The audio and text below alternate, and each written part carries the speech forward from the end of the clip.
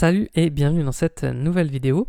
Aujourd'hui on va voir comment faire pour texturiser une sphère 3D. Donc on a vu dans une précédente vidéo comment faire pour créer une sphère en 3 dimensions et lui appliquer une couleur unie pour donner quelque chose à peu près comme ceci.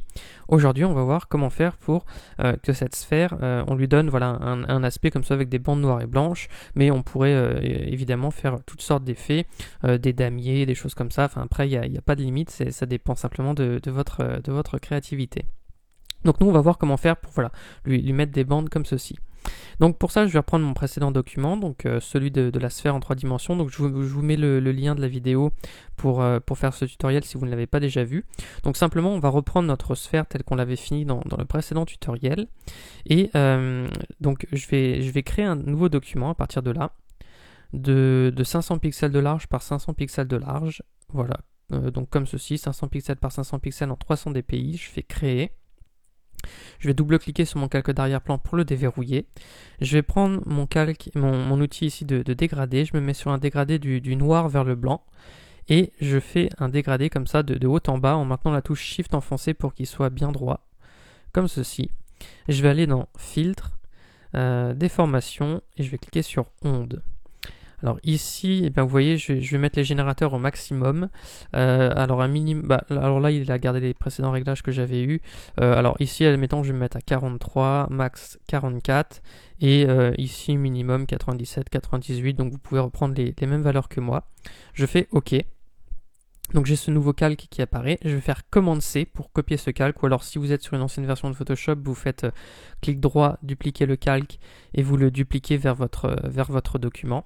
Donc moi je vais faire commande C, et alors ici, je vais venir ici supprimer mon calque ici, couleur de sphère, et à la place je vais faire commande V, et je vais coller mon document. Je vais faire clic droit, et je vais faire créer un masque d'écrêtage. Donc voilà, comme ça je le colle à la place. Donc pour le moment je vais le laisser comme ça. Alors on voit des fois qu'il faudra peut-être faire des réajustements, c'est-à-dire que par exemple ici mon ombre interne n'est peut-être pas assez forte, donc je vous laisserai refaire des ajustements. Peut-être que je pourrais augmenter son opacité pour assombrir un peu. Ici je me rends compte que ce calque là je pourrais peut-être baisser son opacité encore plus, et celui-ci, donc c'était mon halo lumineux. Le halo lumineux il est un peu fort, donc pareil je pourrais baisser son opacité, mettre peut-être 50%, quelque chose comme ça. Donc voilà. Et puis en même temps je me rends compte qu'ici j'avais une ellipse qui est presque pas visible. Je pourrais peut-être repasser son opacité à 12%. Donc voilà, je vous laisse jouer avec ça. Donc ensuite je vais déformer ici donc ma texture en fait en allant ici dans édition, transformation, et je vais cliquer sur déformation. Voilà, et maintenant je vais cliquer sur les petites poignées que j'ai ici, comme ceci. Alors vous voyez, moi je vais faire un effet comme ça, admettons, pour que ma boule ait l'air symétrique, mais on pourrait tout à fait jouer pour créer des effets comme ça, où c'est un peu... à la limite, regardez, je vais le faire comme ça à la limite. Je vais, comme je l'avais déjà fait autrement tout à l'heure, je pourrais venir la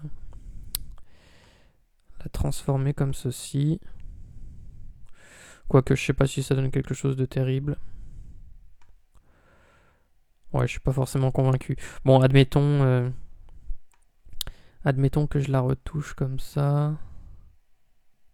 Ouais, j'ai pas une symétrie qui est top. Non, je vais faire... Bon, ça passe, mais admettons que je le fasse plus simplement. Je fais édition, transformation, déformation, et je retouche simplement ces points-là. Toc, dans un sens, dans l'autre, comme ceci. Hop là. Et quand je considère que je suis bien, je fais... Alors, là je suis... Toc. Voilà, et puis je peux faire entrer. Et donc là j'ai ma texture qui est bien, donc je peux faire ensuite commenter encore une fois, et puis je peux la courber, vous voyez, dans un sens ou dans l'autre. Donc c'est comme vous le souhaitez après. Mais voilà, donc vous voyez maintenant comment faire pour texturiser la sphère. Je pourrais, donc là mon arrière-plan correspondait plus trop, je pourrais, pour changer l'ambiance, changer mon dégradé, mettre un noir et blanc comme ceci.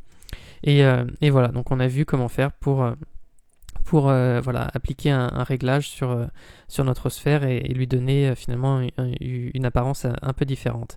Donc voilà, c'était tout pour ce tutoriel, j'espère que ça vous aura plu. Si vous avez aimé, vous pouvez mettre un like, vous pouvez vous abonner à la chaîne, et si jamais vous avez des questions, vous pouvez aussi les poser dans les commentaires, j'y répondrai. Sur ce, moi je vous dis à bientôt pour de prochaines vidéos.